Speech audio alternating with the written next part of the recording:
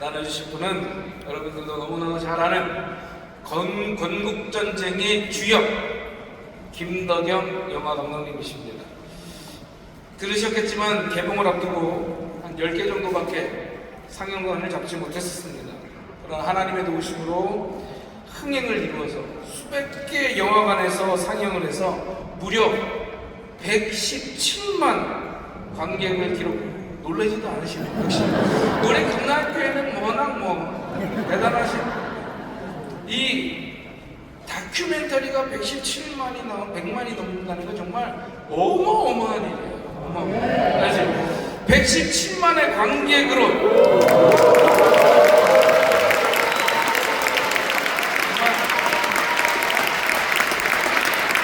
엄청난 역사를 쓰셨습니다. 이게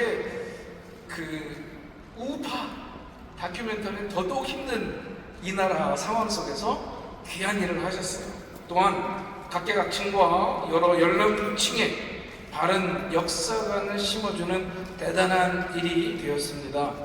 보신 분들은 아시겠지만 그 제작 과정에서 우리 금남교회와 긴밀히 협력한 것을 볼 수가 있습니다. 이 크레딧 올라갈 때 보셨죠? 저는 2번이나 봤습니다. 오늘 그 흥행 스토리를 말씀해 주시면서 너희는 먼저 그의 나라와 그의 의를 구하라 라는 제목으로 간증을 나눠주실 텐데요. 여러분 큰 은혜 받으시기를 바랍니다. 우리 나오실 때 큰 박수로 환영하겠습니다.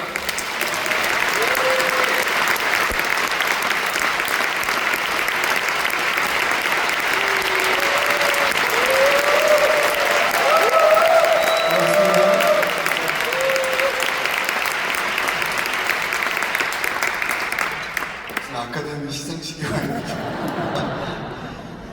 감사합니다. 다시 인사드리도록 하겠습니다. 금남교회가 배출한 영화 건국전쟁의 감독 김덕영 인사드리겠습니다.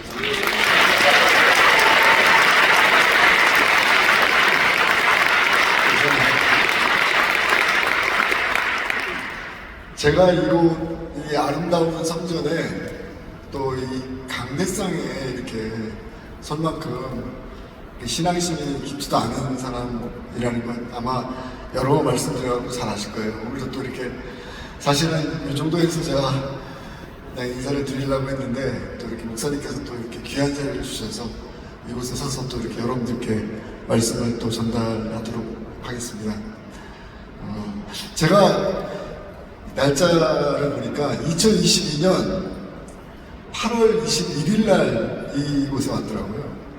14일 날, 일주일 전에 14일 날 김일성의 아이들을 영화를 같이 보시고 그리고 그 다음 주에 제가 이곳에 왔습니다. 기억나세요? 네.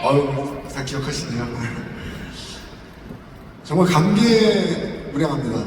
감격스럽고 2년 만에 다시 이곳에 지금 이 강대상이 교회의 강대상에 이렇게 서 있다는 것 자체가 정말 꿈만 같고요. 감사할 뿐입니다. 영화 건국전쟁이 지금 목사님께서 소개해 주신 것처럼 117만이라는 정말 경이적인 기록을 달성했습니다. 여러분들이 사실은 주인공입니다. 이 금남교회가. 왜냐하면 2022년도 아마 그때가 여기 계시는 이제 이용 목사님과 만난 얼마 안 됐었던 것 같아요. 그래서 그 8월 21일 날 전에 몇 달 전에 이용 목사님 만나뵙고 이승만 대통령에 관한 영화를 좀 만들어 보려고 하는데 목사님이 좀 도와줄 수 있겠습니까? 라고 제가 이제 말씀을 드렸죠.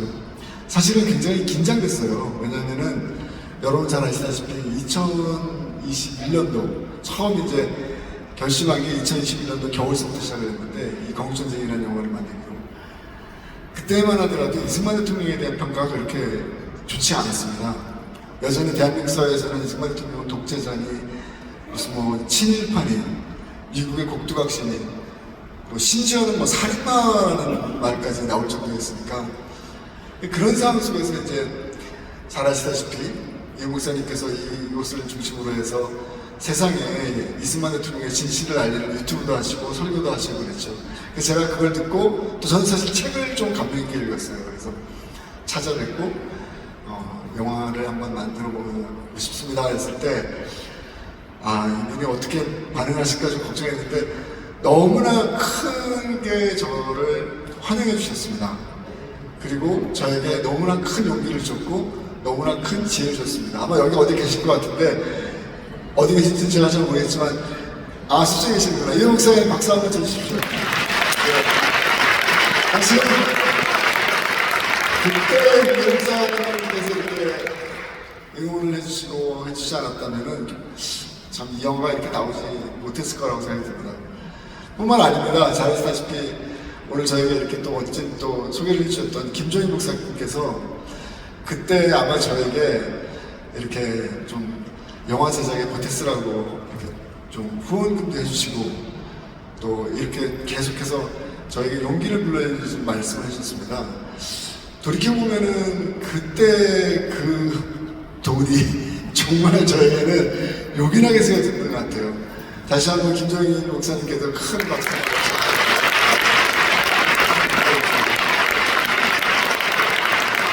그리고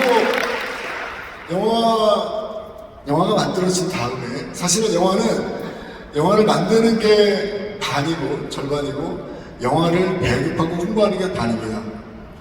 그만큼 배급 홍보가 어려워요.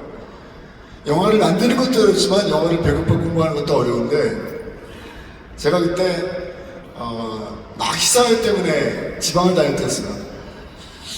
제주도에서 제주도를 올라올 때를 기억하는데 그때 가장 대한민국에서 영화관을 많이 갖고 있는 한 극장 체인 회사에서 전화가 왔습니다. 담당자가. 그때 아마 여러분이 아실 거예요. 굉장히 많이 이제 유명해져갖고 건국전쟁을 처음 영화관에 개봉하려고 하는데 이 영화를 그 극장이 전국 10개 극장만을 열어주겠다라고 이야기했습니다. 10개면은요 서울, 부산, 대구, 광주 해갖고 대도시 몇 개 하면 끝나는 거죠 사실은. 그때 제가 대구공항에서 그 전화통을 들고 그 극장 직원과 정말 큰 목소리를 높여가면서 이렇게 언쟁을 했습니다. 근데 돌이켜보면은 끝나고 나서 그런 생각이 들더라고요. 와, 어떻게 내가 그렇게 용기가 났지? 그런 사람들과 어떻게 그렇게 용기 있게 싸울 수 있었지? 그냥 제가 이렇게 막 나대는 성격도 아니고 막 싸우는 성격도 아니고 그래서 평소 같았으면 그냥 예 감사합니다 10개라도 감사하죠 뭐 하고서 그냥 넘어갈 수도 있었는데 저에게 어디서 그렇게 용기가 생겼는지 모르겠는데 그날 제가 엄청 싸웠어요. 그래서 10개의 극장으로 시작했던 이 건국전쟁이 피치를 올릴 때 가장 정점에 서 있을 때는 960개의 극장을 갖다가 확보하고 있었습니다. 어마어마하죠? 건국전쟁 117만 원이 대형만 숫자가 아닙니다. 그렇다면은 그때 저에게 용기 있게 싸울 수 있었던 그 힘은 어디서 나왔나? 그거는 건국전쟁 동지회라고 했습니다. 그분들이 정말 저는 그분들이 다 누군지도 몰라요. 지금 한 500분 정도 계신데 그냥 건국전쟁의 역사적 이승만 대통령에 대한 역사 진실을 밝히겠다라는 그 일념 하나로 그리고 어렵게 만들어진 영화가 이승만 대통령의 진실을 담고 있는 이 영화가 세상에 많은 사람들에게 알려야 된다는 그 사명감 하나로 그렇게 해서 모여주신 분들이 계시거든요. 거의 대부분 기독교인들이었습니다. 네. 그분들의 힘으로 제가 아마 그렇게 싸울 수 있었던 것 같아요. 여기 또 아마 동지의 분들도 많이 계신데 어디 계신지 모르지만 박수 한번 좀 쳐주십시오. 결국 건국전쟁은 저 혼자 이 영화를 만든 것이 아니었다라는 말씀을 꼭 드리고 싶어서 제가 오늘 이렇게 조금 서론을 좀 길게 했습니다. 제가 2022년 8월 21일 날 강연할 때도 아마 몇 분 기억하실 텐데 김일성의 아이들이라는 영화를 만들 때 정말 기적 같은 일들을 많이 체험했습니다. 정말 좌절하고 거의 포기할 정도까지 가는 상황에서 경제적으로, 정신적으로, 육체적으로 포기하는 상황에서 어떤 정말 천사 같은 사람을 길거리에서 만나게 여러분들 기억하시는 분들 계시겠죠? 모르세요? 그때 이후로부터 제 삶이 검선제까지 많이 좀 바뀌었던 것 같습니다. 그래서 지금은 좀 더 그때보다는 훨씬 더 좀 편안한 마음으로 이곳에 올 수 있었던 것 같고요. 사실은 어저께 밤에 제가 이상하게 긴장되더라고요. 제가 정말 긴장 안 하는데, 그래서 어떤 얘기를 하는 게 좋을까? 왜냐하면 이미 뭐 많은 얘기를 했기 때문에 유튜브라든가 이런 거 다 아실 것 같고, 그래서 오늘은 또 이렇게 맨날 똑같은 얘기하면 재미없지 않습니까? 지금 새로운 얘기를 해야 되는데 새로운 얘기가 뭐가 있을까? 또 교회지 않습니까? 이런 대학이라든가 시민단체도 아니고. 그래서 뭐 어떤 얘기를 할까 고민하다가 퍼뜩 머릿속에 떠오른 게, 제 앞에 제가 공전자임을 제작하면서 정확히 말하면 아마 1월달서부터, 올해 1월달서부터 제 책상에 가장 가까운 곳에 있었던 작은 노트가 하나 있습니다. 그 이야기를 오늘 여러분들에게 하는 게 좋겠다는 생각이 들었습니다. 이 노트예요. 혹시 카메라 줌이 되면은, 여기 카메라 좀 줌을 할 수 있나요? 줌이 되나요? 안 되나요? 안 보이시죠? 이거 카메라로 줌을 해야 될 텐데. 보이시나요? 조금 들어와요. 조금 카메라가 커졌네요. 조금만 더. 안 되나요?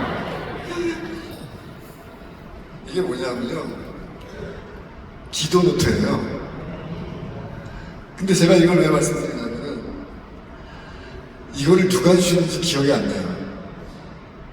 어떤 분이 언제 이 기도를 노트를 저한테 주셨는지 죄송한데 정말 기억이 안 나요. 어쨌든 제가 받았어요, 이거. 그리고 어느 날 이 기도 노트를 써봐야 되겠다라는 생각이 들었습니다.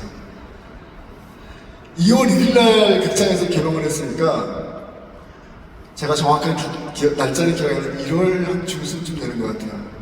그때 이 기도 노트를 받고 그때부터 제가 하나씩 기도도 잘 안 하는 사람인데 너무나 중요한 영화를 만들었고, 이 너무나 중요한 영화가 세상에 올바르게 전파되기를 바라는 마음으로 기도 노트에다가 한자 한자 적기 시작했습니다. 그래서 어저께 이걸 갖다가 제가 좀 봤습니다. 한자 한자. 그랬더니 정말 별의별 이야기들이 많이 있더라고요.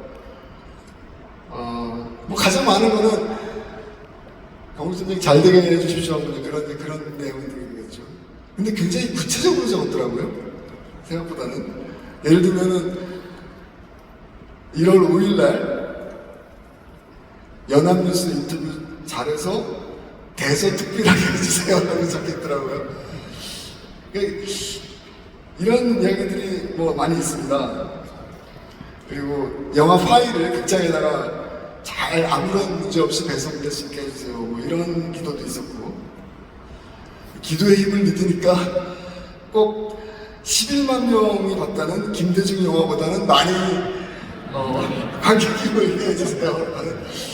그러니까 나름 굉장히 구체적으로 썼어요. 지금 보니까 조태열 외교부 장관 극장에 와서 영화 보게 해주세요 라는 말도 있고. 그래서 결국에는 그런 것도 있네요. 가장 중요한 거죠.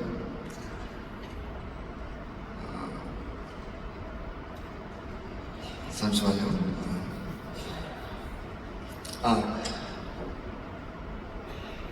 어려운 일들을 극복하고 건국전쟁이 노무현 영화 185만 명보다 더 많은 관객에게 들 수 있도록 해주세요 라고 이렇게 적혔습니다. 이 기도 노트에 있는 것들이, 제가 적은 것들이 거의 다 이루어졌습니다. 네, 신기하게도. 제가 열심히 교회를 다닐 수밖에 없는 이유 중에 하나입니다. 근데 딱 하나가 안 이루어졌습니다. 한 가지는 이루어지지 않았습니다. 이게 뭐냐면은 노무현 대통령 영화 185만 명을 꼭 넘게 해주세요라는 기도는 이루어지지 않았습니다. 정말 많은 생각을 했습니다. 117만 명이면 정말로 어마어마한 숫자입니다, 여러분. 그리고 다큐멘터리가 117만 명을 돌파했다는 것은 정말 쉬운 일이 아니고요. 정말 누군가의 헌신적인 노력이 있었기 때문에 가능했던 겁니다. 심지어 제가 기억하기로는 건국전쟁이 막 피치고 올 때, 막 언론에 대서특필되고 그럴 때 하루에 저는 보고를 받거든요. 영화진흥위원회에서 9만 6천 명이 영화를 봤다는 문자도 받았어요. 하루에 10만 명 가까운 사람들이 영화를 봤다는 그런 문자도 받았습니다. 그런데 결과적으로 185만 명은 넘지 못했습니다. 그래서 정말 좀 많은 생각을 했어요. 아니 왜 하나님은 다른 것들은 다 이러셨는데 이거는 안 이러셨을까? 다른 것도 전 다 기적이라고 생각하거든요. 조국 다큐멘터리가 33만 명인가 봤을 겁니다. 그것도 우리가 넘었습니다. 문재인 영화도 넘었고 김대중 영화도 다 뛰어넘었습니다. 근데 마지막에 대한민국 다큐멘터리 영화상 그래도 정치인 영화로는 가장 높은 숫자인 180만 명을 넘지를 못했습니다. 그래서 저는 많은 생각을 했습니다. 왜 185만 명은 달성이 안 됐을까? 물론 기본적으로 제가 열심히 안 했겠다는 뭐 그런 것도 있겠지만 기도 노트에다가 계속 기도 노트에다가 기도를 하면서 영화를 끌고 왔던 사람 입장에서는 그냥 굉장히 좀 호기심 쓰겠어요. 왜 이것이 달성되지 않았을까? 정말 기세 좋게 100만 명을 돌파하고 나갔던 영화가. 근데 큰 깨달음을 얻었습니다. 그것은 뭐냐면 저에게는 앞으로 아직도 해야 될 일이 많이 있구나. 네. 만약에 제가 185만 명이라는 그 숫자를 넘었다면은 어쩌면 교만해지지도 않았을까요? 좀 교만하고 자만하지 않았을까? 제가 교만하고 자만하기에는 대한민국의 현실이 너무나 암울합니다. 대한민국의 역사에 있어서는 이승만 대통령뿐만 아니라 정말 우리가 진실성을 찾아야 될 역사적 사건들이 너무나 많습니다.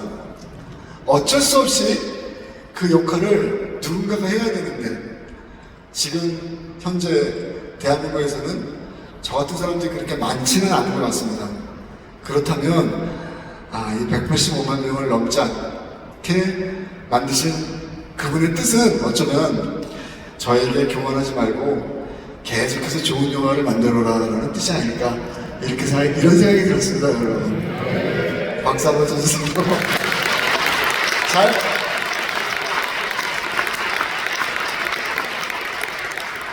정리를 잘하고 있죠 제가? 네. 그래서 오늘 제가 아까 처음에 성경 구절에 이제 제가 2020년도에 강연할 때는 저한테 성경 구절 뭘 할 건지를 여쭤보지 않으셨어요. 전도사님이. 근데 오늘은 두 분이나 저한테 성경 구절을 뭘 이렇게 할 거냐고 물어보시더라고요. 그래서 당황스러웠는데 뭐 저는 사실은 제가 영화를 만들고 영화로 세상의 진리를 찾고자 노력하면서 살았던 그 순간부터 지금까지 다큐멘터리를 제가 한 30년 했거든요. 근데 그때마다 제 마음속에서 가장 중심이 됐던 성경 구절이 하나 있습니다. 그래서 그게 오늘 여러분들이 같이 읽었던, 낭송했던 성경 구절입니다. 기억하시죠? 마태복음 6장. 다 기억나시죠? 아까 보니까 제일 처음에 사실 마태복음 6장은 너희는 먼저 그의 나라와 그의 의를 구하라 이렇게 이제 많이 알려져 있잖아요. 근데 사실 저같이 영화 만드는 사람들은 그거보다 내일 먹을 거는 내일 걱정하지 말아라. 공중의 새를 보라. 다 기억이 안 나서 죄송합니다. 하여튼 그 성경 말씀에 대해서 제가 기억하는 거는 먹을 거, 입을 거 이런 거 걱정하지 말고 그냥 열심히 하루하루 열심히 살고 그래서 결국 하나님의 의를 갖다가 실천한다면 걱정 없을 것이다. 사실은 그만큼 절박했기 때문에 그 성경 구절이 저한테는 많이 와닿았던 것 같아요. 오늘 그 전도사님들의 질문을 받고 이 성경 구절이 제일 많이 떠올랐습니다.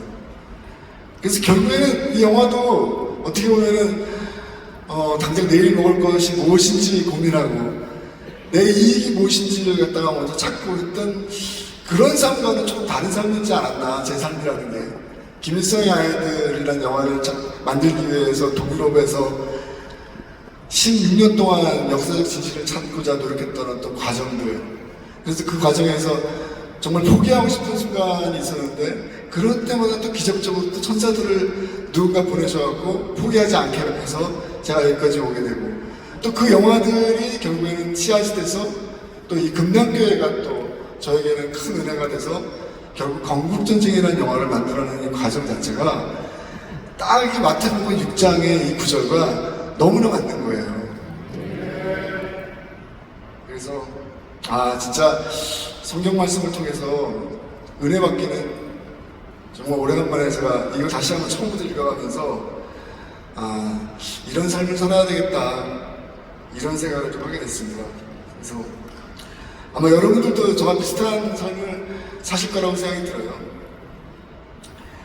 제가 아까 한 가지 이루어지지 않았던 그 소원, 제가 기도 제목에다가 관련해 갖고서는 제가 도대체 앞으로 무엇을 해야 될 것인가에 대한 고민들을 좀 많이 하게 되더라고요.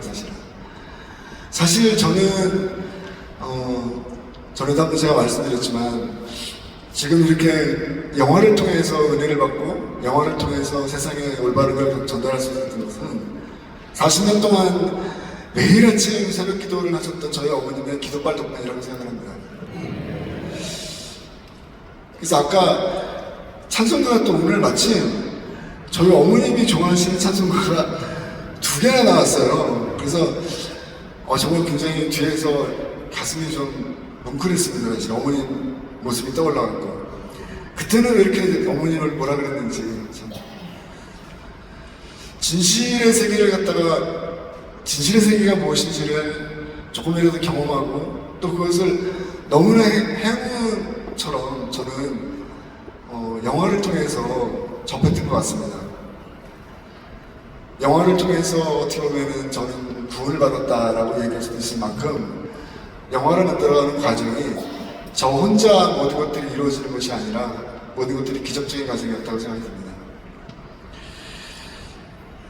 처음에 그래서 오늘 강연 여기서 여러분들에게 말씀드릴 거 생각하면서 많은 생각을, 정말 오래간만에 많은 생각과 많은 성찰을 좀 할 수 있는 시간이었었는데요. 제가 13살인가 14살 때 처음으로 제가 신앙과 종교, 철학에 대해서 고민했던 순간이 하나 있었습니다. 제가 대학에서 전공을 철학했거든요. 근데 그때 아마 14살쯤 중학교 2학년 상황쯤 됐던 걸로 기억하는데, 여름에 정말 장대비가 엄청나게 쏟아지는 날이었습니다. 근데 새벽에 그 비가 그친 다음에 목이 말라가고 잠깐 나갔다가 바깥에서 갑자기 너무나 아름다운 별빛 같은 게 창문으로 보여서 나가본 그 기억이 아직도 나요.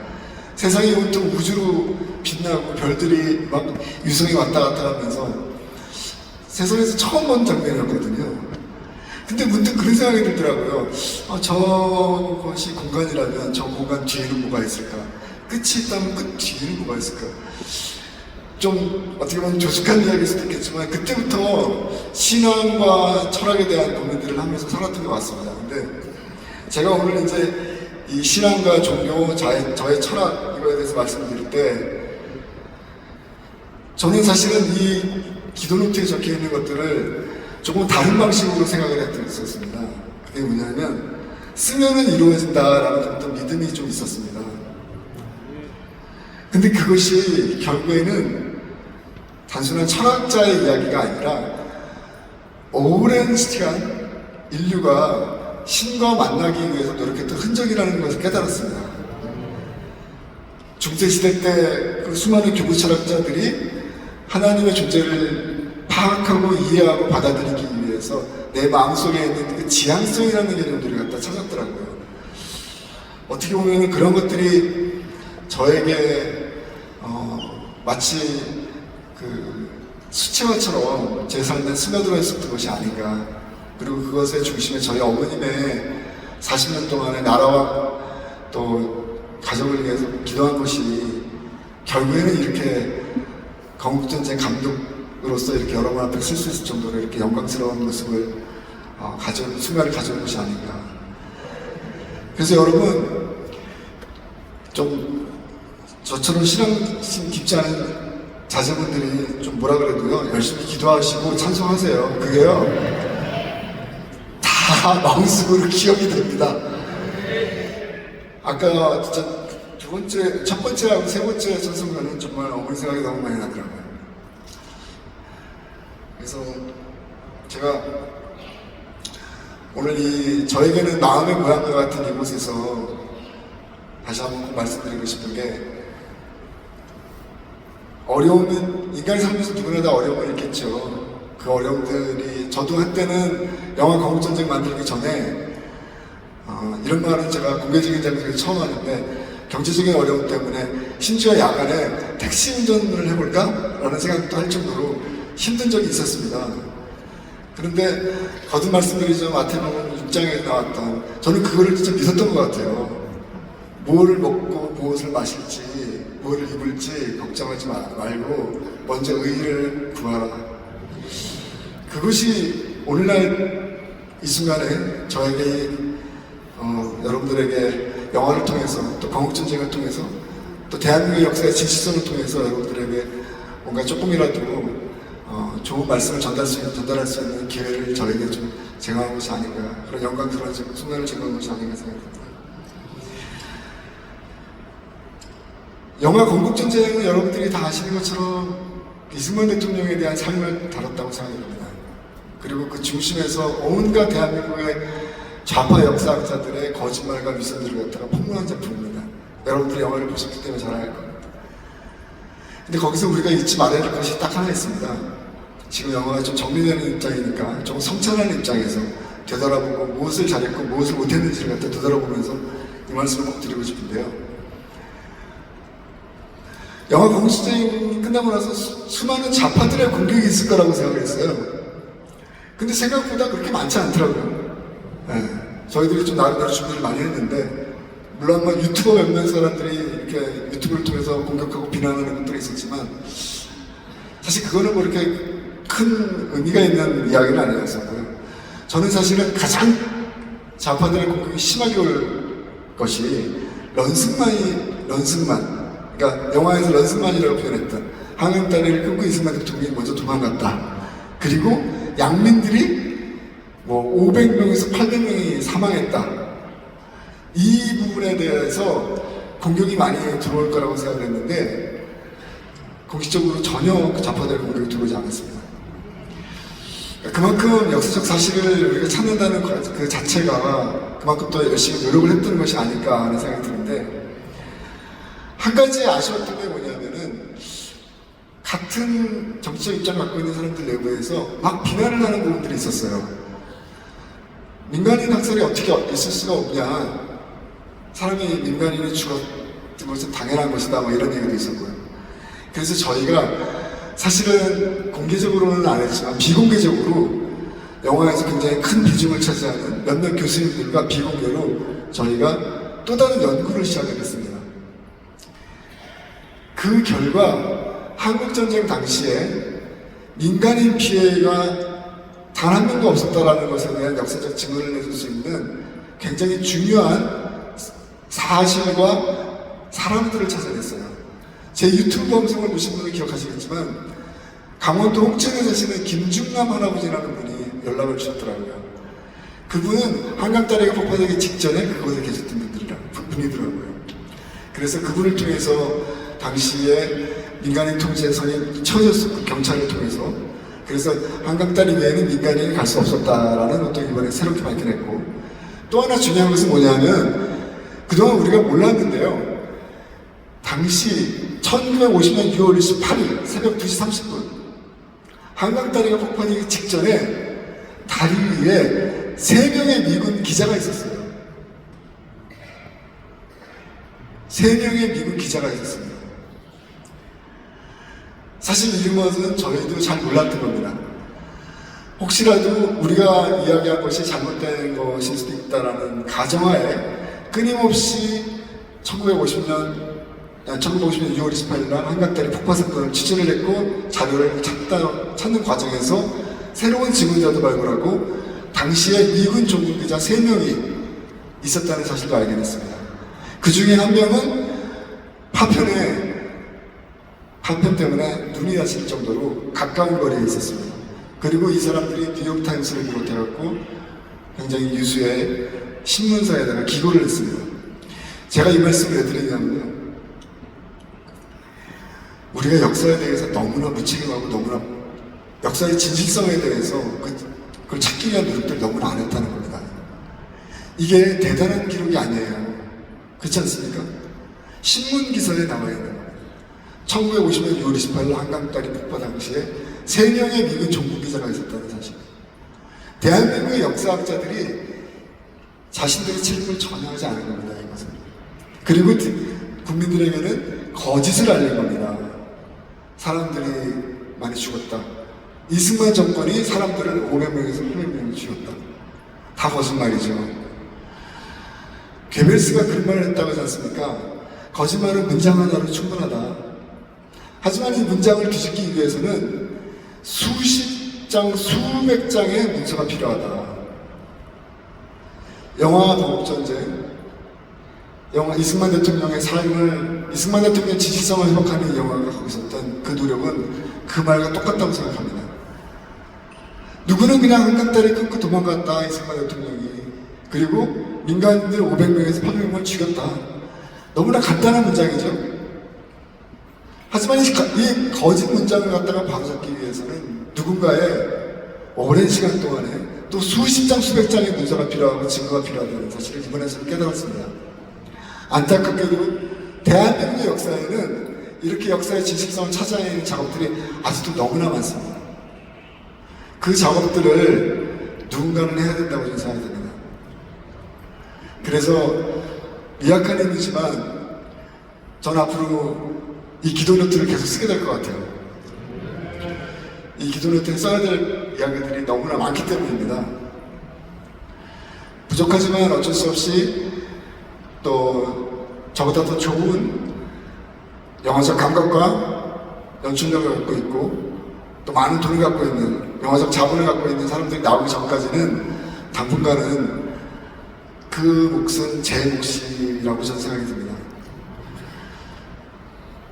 저에게 처음 정말 무명의 어떻게 보면은 이름도 널리 알려지지 않고 또 누군지도 모르는 낯선 영화 감독 한 사람을 따뜻하게 맞이해 주셨고 또 그 영화 감독의 입을 통해서 영화 감독 김일성이 아이들의 이야기를 갖다가 이 강대성에서 여러분들에게 들려줄 수 있는 기회를 주셨던 이 금남교회가 저에게는 아마 앞으로도 저 마음속에 가장 든든한 어떤 방파제 같은 무슨 역할을 하지 않을까 좀 그런 생각이 듭니다. 여러분들이 김도현 감독이 무엇을 하든 많이 좀 응원해 주시고 또 저 역시도 교만하지 않고 아까 말씀드린 것처럼 기도 제목에서 딱 하나 이루어지지 않았던 그것을 깨달았어요. 아, 교만하지 말아야 되겠구나. 그래서 그런 자세로 나머지 건국전쟁 2, 건국전쟁 3 대한민국의 역사를 일본으로 찾기 위한 작업들을 계속해 나가려고 합니다. 감사합니다.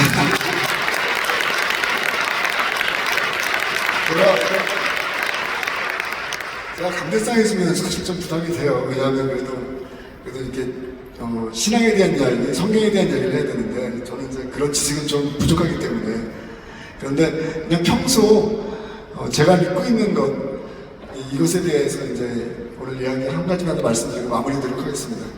아까 찬송가에서 이것이 나의 간증이요, 이것이 나의 산증이다라는 그 찬송가 아까 말씀드린 것처럼 저희 모친께서 굉장히 좋아하셨고 그 덕분에 저도 굉장히 어렸을 때부터 많이 불렀던 찬송가인데 간증이라는 게 뭔가 생각해봤어요. 근데 생각해보니까 영화에서 너무 간단하게 해석했더라고요. This is my life라고 해석했더라고요. 그게 더 먼저겠죠, 아무래도. 나의 인생에 대한 이야기다. 영화 감독으로서 감히 교회에서 여러분들에게 설교 같은 말씀을 드릴 수는 없고요. 제가 경험한 것 중에 한 가지 굉장히 중요한 이번에 건국전쟁을 통해서 깨달은 교훈이 하나 있습니다. 성경 말씀과도 굉장히 관련이 있더라고요. 찾아보니까. 왜 저는 이 건국전쟁에 그렇게 매달렸을까요? 왜 저는 김일성의 아이들의 그렇게 16년 동안이나 오랜 시간 동안 매달렸을까요? 사실 어떻게 보면 그 당시 택시 운전을 고민할 만큼 경제적으로 어렵고 힘들었는데 제 마음속에는 제가 누리는 행복과 안락이 무슨 의미가 있나. 이 나라가 망한다면, 대한민국이라는 나라가 망한다면 내가 누리는 안락과 경제적 번영이라는 것이 무슨 의미가 있을까. 저는 지금도 그렇고 예전도 그렇고 소망은 단 하나입니다. 내 자식들이 안락하고 안전하고 행복한 나라를 만들어주고 싶다. 그 목표를 가지고 살아왔습니다. 그 목표를 가지고 보니까요, 대한민국 사회가 너무나 위태롭더라고요. 파면 때문에 여러분, 제가 논란이 된 거 아시나요? 젊은 분들은 아실 거예요. 뭐, 파면 때문에, 그 문구가 기억나지 않지만, 뭐, 좌파 영화 어쩌겠다 그러는데, 그 파묘 기독교인이 만든 거 아세요? 그 파묘가 뭔지 아시죠, 여러분? 어르신들 잘 모르실 것 같아갖고, 그 새마을통 먹고 일본 귀신 나오는 영화예요. 무덤을 판다 할 때가 파묘거든요. 그 귀신 나오는 영화입니다, 사실. 그거 기독교인이 만들었어요. 믿어지십니까? 저는 도저히 믿을 수가 없습니다. 저는 그렇게 신앙심이 깊은 사람은 아니고 성경에 대한 내용이 그렇게 해박하지 않지만 기독교 신앙을 갖고 기독교 믿음을 갖고 있는 사람이 어떻게 파묘를 만들지? 안 그렇습니까? 정신이 번쩍 드는 순간들이 한두 번이 아니었습니다. 아, 내가 할 일들이 아직도 이렇게 많이 남았구나. 성경의 내용은 제가 정확하게 외우지 못하니까 여러분들 좀 도와주십시오. 소돔과 고모라 얘기가 나오죠? 저는 그 소돔과 고모라 얘기가 소름 끼치셨던 이유가 뭐냐면, 거기 보면 아브라함인가요? 하나님한테 계속 이 도시를 갖다가 구원해달라고 요청하지 않습니까? 50명만 있으면 50명만 하나님하고 일종의 딜을 하는 거 아닙니까? 어떻게 보면 50명 찾을 테니까 좀 이렇게 망하지 않도록 해달라고. 못 찾았어요. 결국 40명이 됐고, 40명도 못 찾으니까 30명이 됐고, 그 다음에 30명도 못 찾으니까 20명이 됐고, 제가 기억하기로 마지막에 10명 아닙니까? 맞죠? 10명을 못 찾았다. 그래서 결국 소돔 고모라 망했다는 성경에 기록되어 있더라고요. 저는 그게 왜 소름 끼쳤냐면요, 하나님은 10명이 아니라 5명, 3명, 2명, 1명만 찾아도 될까요? 라고 요청했을 때 그래 한번 찾아봐라고 얘기하지 않았을까라는 생각이 들었습니다.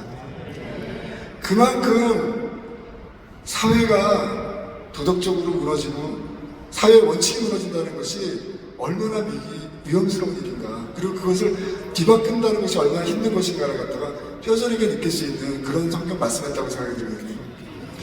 이 말씀을 왜 드리냐 하면, 결국 그렇다면은 한 사람의 역할인 겁니다. 이승만 대통령의 진실을 세상에 알리기 위해서 12년 전에 이호 목사님이 이곳에서 처음 이승만 대통령의 강연을 시작했습니다. 그 한 사람의 역할이, 그 한 사람의 씨앗이 많은 사람들에게 뿌려진 겁니다. 그 씨앗이 저에게도 온 겁니다. 그리고 김덕영이라는 감독 한 사람이 그 어려운 것을 극복하고 김일성의 아이들과 건국전쟁의 영화를 만든 것입니다.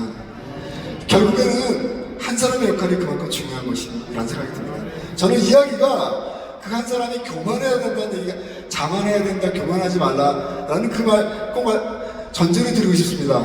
그래서 아까 제가 말씀드린 것처럼 이 기도 노트에는 하나가 이루어지지 않을 것이다 라고 생각이 듭니다. 그 믿음의 변함이 없습니다. 하지만 어쨌든 중요한 것은 뭐냐면, 여러분들 모두가 그 한 사람이 되어야 되지 않을까. 그래서 여러분들 모두가 한 사람이 대한민국 사회를 지켜내기 위해서 각자 자기의 역할을 해야 되지 않을까. 특히 우리 젊은 분들이 그 역할, 그 한 사람에 대한 자각을 해서 우리 사회를 좀 더 올바로 만들기 위해서 무엇을 해야 될지 노력해야 되지 않을까. 이런 생각이 듭니다. 강대상에서 총선 얘기하면 욕먹을 것 같지만 한 말씀만 더 드리겠습니다. 많은 사람들이 지금 4월 10일 총선 위기를 얘기합니다. 왜 그럴까요? 저 사람들이 우리보다 더 절박하기 때문입니다. 저 사람들이 그 한 사람의 역할을 자각한 사람들이 우리보다 더 많기 때문이 아닐까, 저는 그런 생각이 듭니다. 제 얘기는 제가 전달해야 될 얘기 다 들었고요. 영화 감독이 뭐 이렇게 말이나 이걸로 여러분들에게 뭐 전달하기보다 사실은 영화를 통해서 여러분들에게 진실을 알리고 여러분들에게 감동을 주는 작품들을 하는 것이 제 책무라고 생각이 들어요. 그래서 이미 저는 지금 건국전쟁 2를 시작을 했습니다.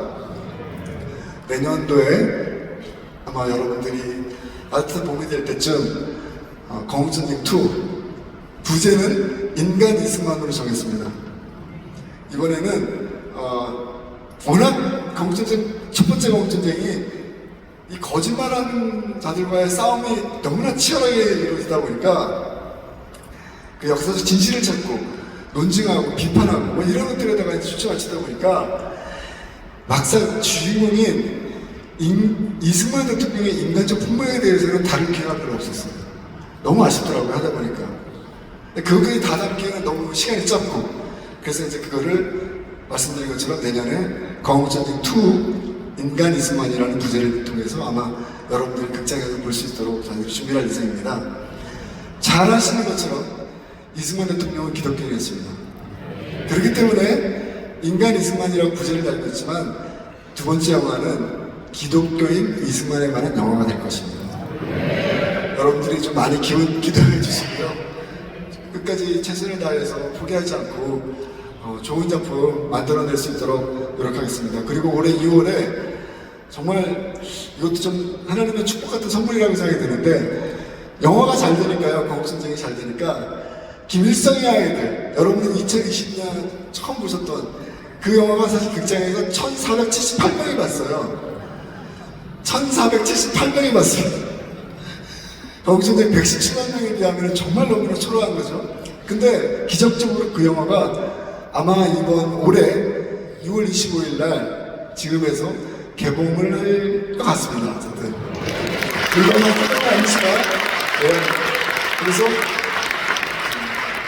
계속 저는 여기다가 기도의 제목들을 갖다가 쓸 예정입니다. 그리고 그냥 한번 여러분도 한번 해보세요. 정말 이루어집니다. 감사합니다. 네.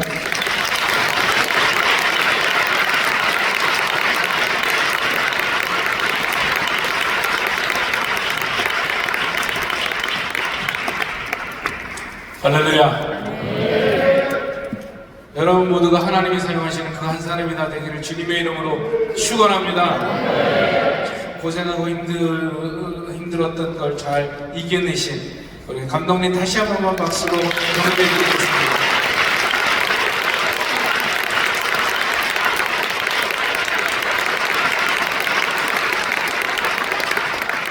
진리의 길을 걸어간다는 게 쉽지 않습니다. 진리를 지켜내는 것도 쉽지 않습니다.